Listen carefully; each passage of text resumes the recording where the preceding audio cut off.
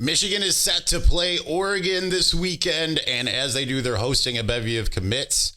Maybe, maybe not, as far as Bryce Underwood in terms of him coming for the Oregon game. But we do have some inside info on the Underwood situation. I don't know exactly what we haven't said, but there's some stuff. So we'll kind of go over where things stand with him right now. We'll get into the Oregon game, give the prediction on this episode of Locked On Wolverines.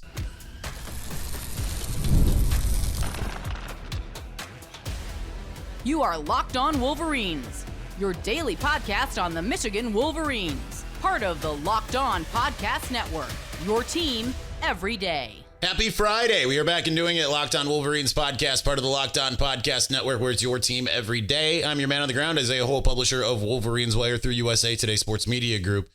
And it's kind of an as the world turns when it comes to Michigan football recruiting. Things are still in flux with a lot of different guys. I'm going to cover more than just Bryce Underwood, but we're going to talk a little bit about Bryce.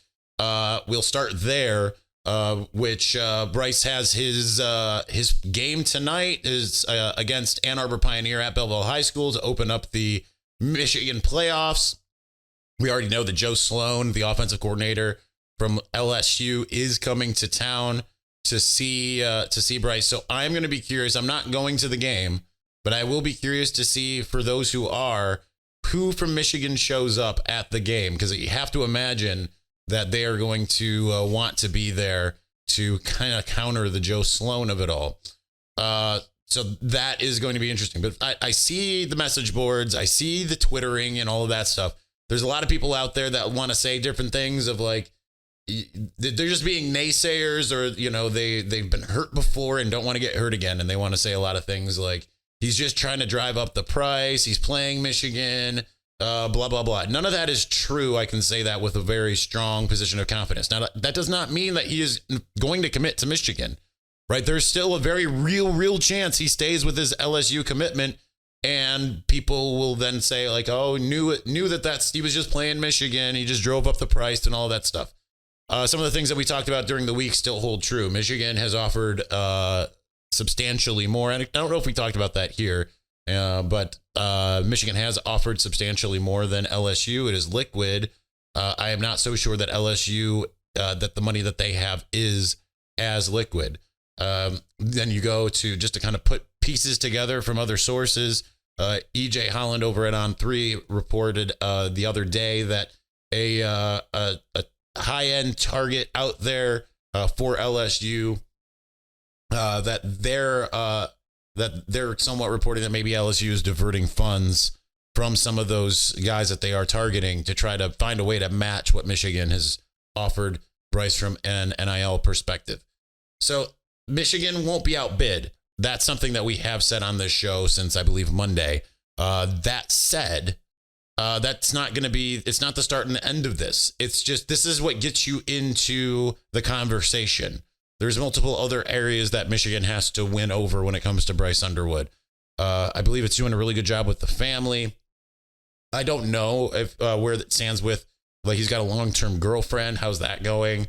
There's different aspects that they have to knock out, right? And part of that, I think, is maybe, you know, he's got a teammate that's visiting Ann Arbor for the second time in as many weeks, and Elijah Dotson, the Pitt commit, 4-star defensive back. It will be interesting to see if Dotson ends up flipping to Michigan. That's some serious interest, the fact that he is back for a second week. So I think that would be a very good development for Michigan if Dotson ends up pulling the trigger.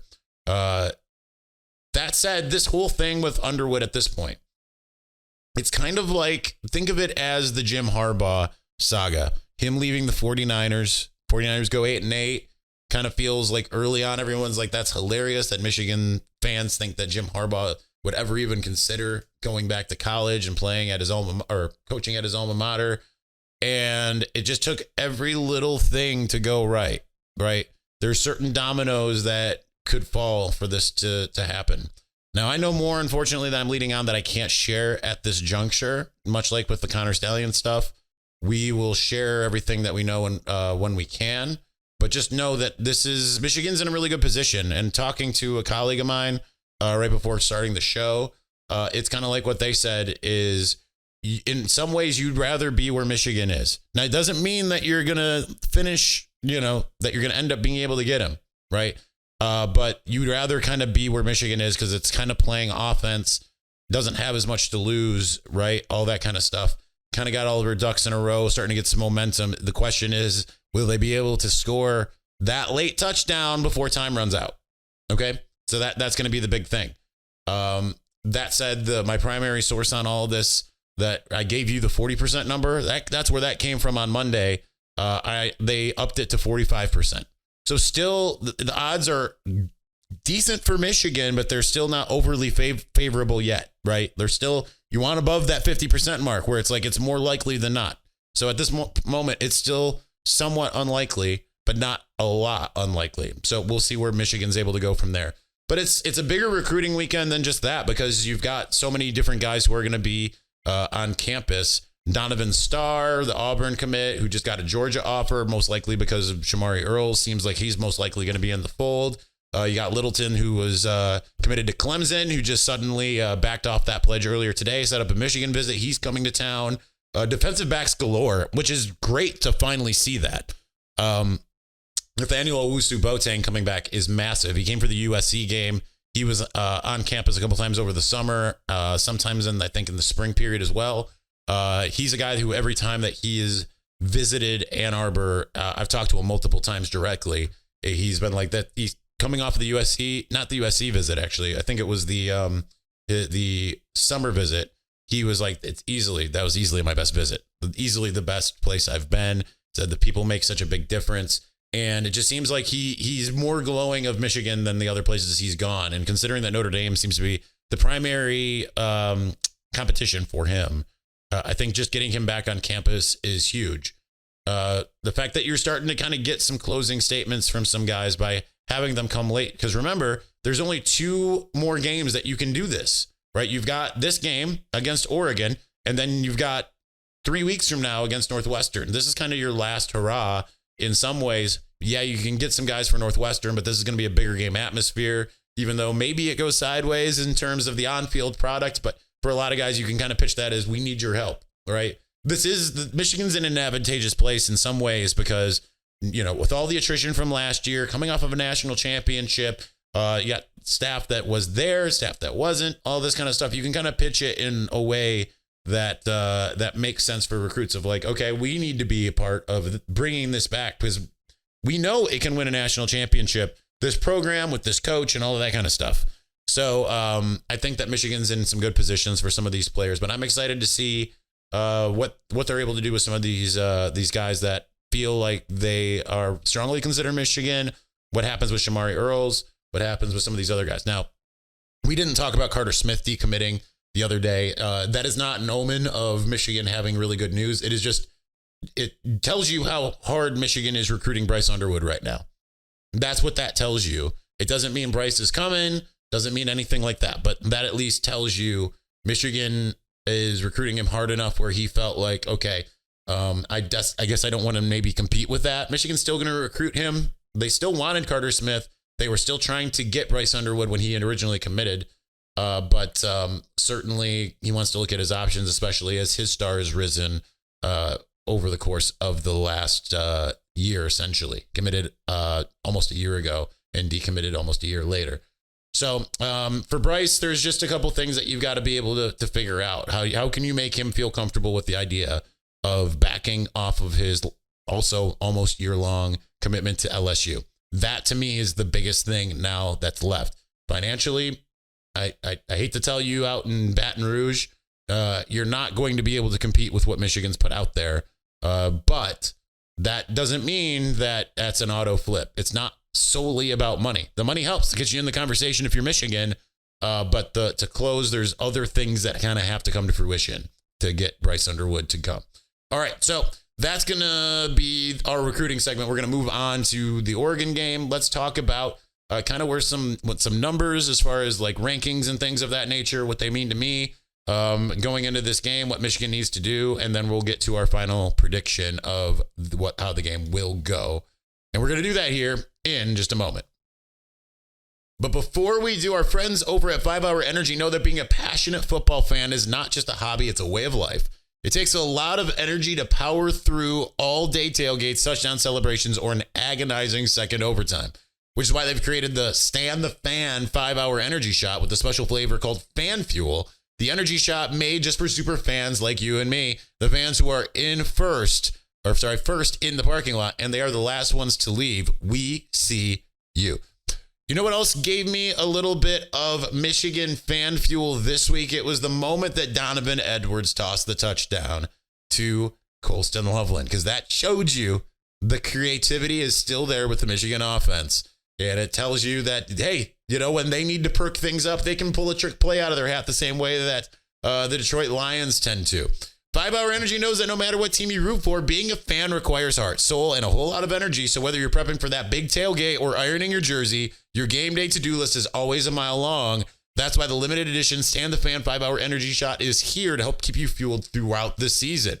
So what's your fan fuel this week? Whatever it is, do it with a 5 Hour Energy, available at 5hourenergy.com, shipped nationwide. All right, we're going to continue on here in just a moment, but before we do, college football season is making a closing statement. But as the weather turns, you're going to need to gear up with the coolest Michigan apparel in the game. You've heard me talking about it for years. You've seen me wearing it quite frequently, and that's the gear I get from Home Field. Home Field is a premium. I can't talk. Home Field is a premium collegiate apparel company based out of Indianapolis, and there's no place I would rather get my Michigan gear from. That's very true. I have more things, Michigan gear. Actually, like 99% of my Michigan gear is from Home Field. With a retro modern style, Home Field scours every school's history to find those amazing, unique designs that you're going to love and really stand out. They've recently launched some amazing coaches jackets and heavyweight tees. You can still get their can't miss kickoff bundle, which got a short sleeve shirt, long sleeve shirt, a hoodie. You've seen me wearing the hoodie a lot. And I have that. There's also some sweet bomber jackets, one of which is sold out, and I'm praying comes back for the holiday season. So go to homefieldapparel.com and use my code GOBLUE24 to get 15% off of your first order. That's homefieldapparel.com.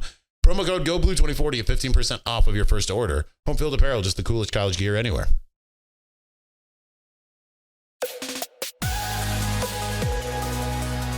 All right, so we are off the recruiting. We are into the game itself. Michigan unranked, 3 losses, 5-3 on the season, hosting the number 1 team in the country by ranking, not by college football playoff ranking comes out this week. But nonetheless, Oregon, pretty good team. They aren't the number 1 team in terms of execution by PFF.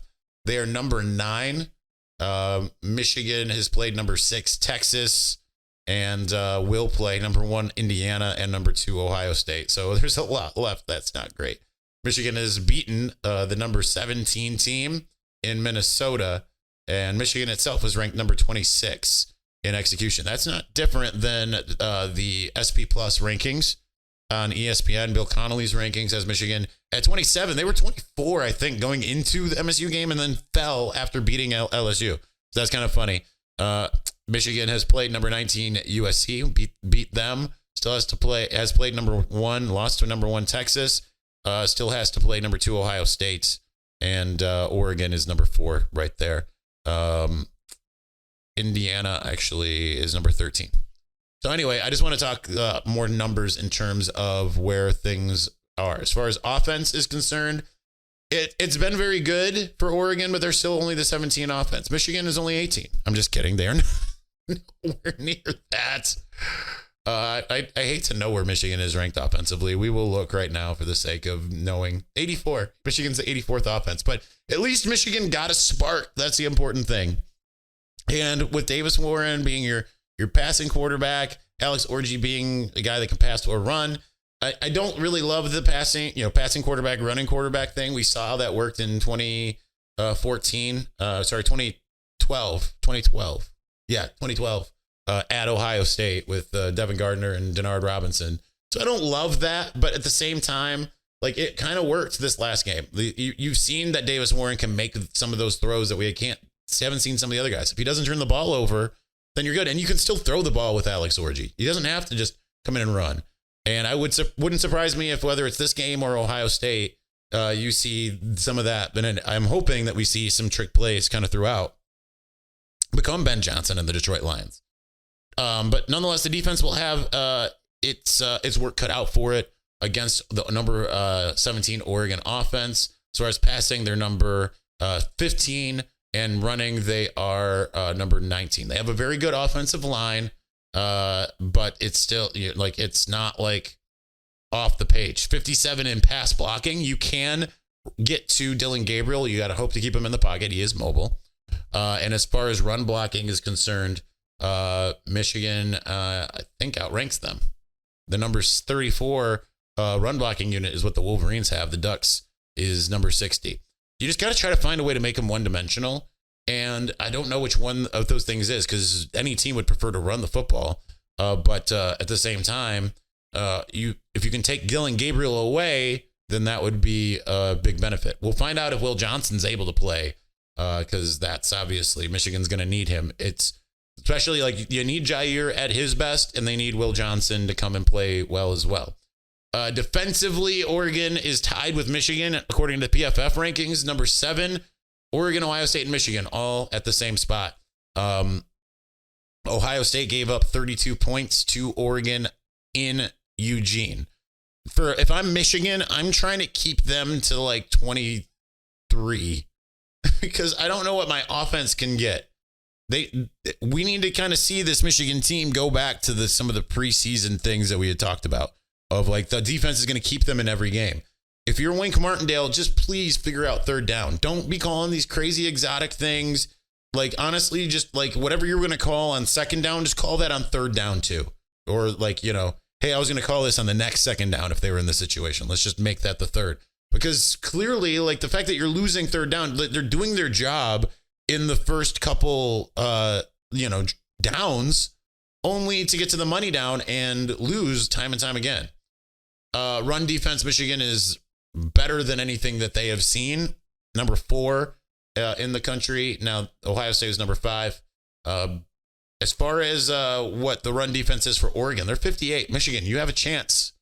As long as you can be not one-dimensional and be able to pass the ball a little bit, you should be able to run. I have no problem if Michigan wants to take some early shots, but you got to get back to the run game. You got to get back to it as fast as possible.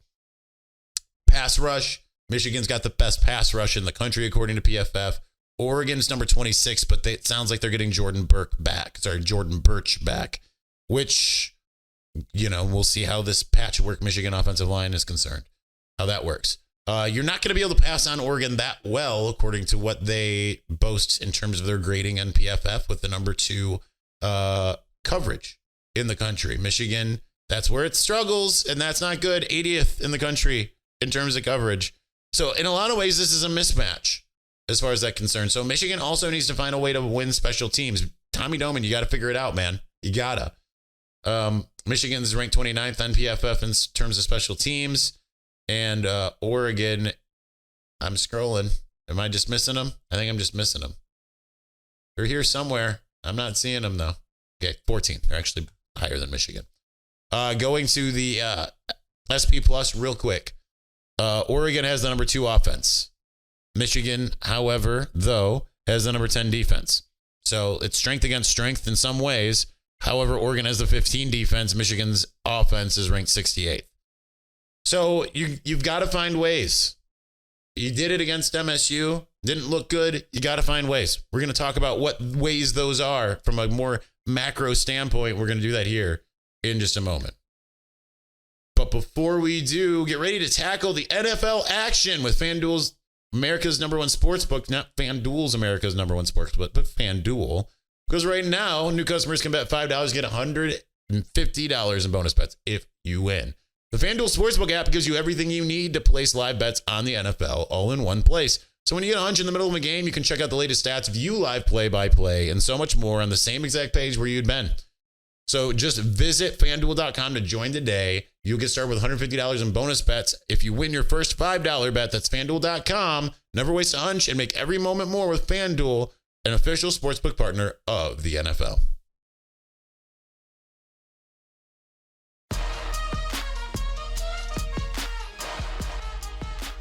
All right, so what's the path for Michigan? How do you win a game against the number one team in the country? You have to do a lot of the things that you did against Michigan State. You can't penalize yourself.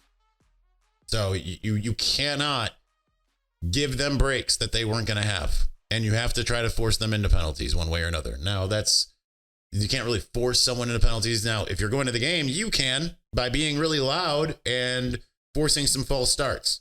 That would be the number one thing as far as that's concerned. But you can't make mistakes. That's penalties. That's turnovers. You have to win the turnover battle.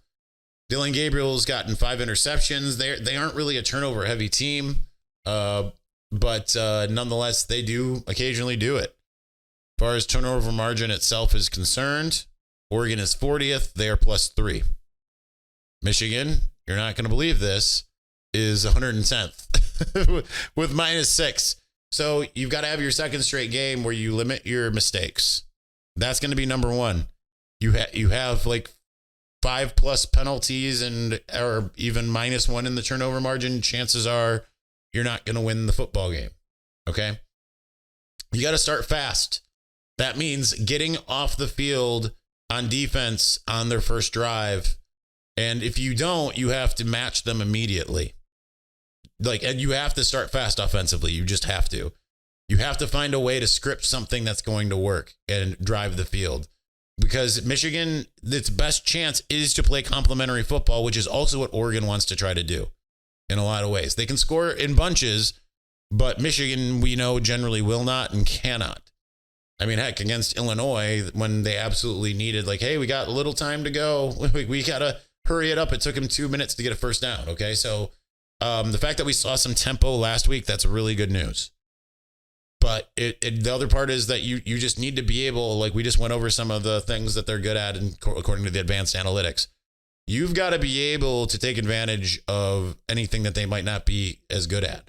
And they're going to certainly try to stop the run in a lot of ways. They like quarters coverage and everything, and they will fly downhill. Oregon will. But you need to try to back them and to stay into coverage as much as possible, or find ways through trick plays to take advantage of them coming. If their coverage is crashing and they say, hey, we don't want it, we're not going to let you beat us on the ground. Okay, well, you need to find a way to take advantage of that. Michigan did exactly that against MSU with the Donovan Edwards touchdown pass. Okay, so you need to find different things to make it so you take advantage of that. That's why flea flickers are long for this Michigan offense, been really beneficial, because it causes defenses to crash even harder than just a typical play action. So if you do it more, you can do it more than once with this type of offense at this point, right? Chances are you're still that's considering how much you're generally going to run it, teams are going to bite more than once, right? It's not necessarily all right, we use that this game. Get it off the call sheet early, get it on it often, and just try to essentially force the action. So if I'm Michigan, those are the things. If defensively, you got to get a takeaway, you got to win third down. The takeaway is probably second to the third down part, because Michigan could get off the field a lot earlier than if it found ways to stop on third down. They did an amazing job of that against USC in the first half. You kind of almost need to replicate exactly what that was. And the good news for Michigan is that it has the pass rush where it can really cause some damage for Dylan Gabriel. Get those hands up too. Kenneth Grant, he loves to bat balls down. Dylan Gabriel is not exactly a guy who can see over his offensive line. And coverage wise, some of these players that have kind of not played up to their best lately, or sometimes in the middle of the season, like Jair, he's been good the last 2 games. But we saw against Washington, we saw earlier in the season where he wasn't that good. He's going to have to play more like he did last week than we've seen him play in some other weeks. Zeke Berry's going to need to play like he did in weeks 1 through 3 compared to what he did in the second half of week 4 forward, right? So you need those guys to be really good. You're just going to have to be way more disciplined than you've been, and that goes from a coaching standpoint on down. Do I think Michigan's going to pull off the upset? I do not. However, I think there is a road for that to happen. Michigan's got a lot of talent, right? That's the thing, is they have a lot of talent.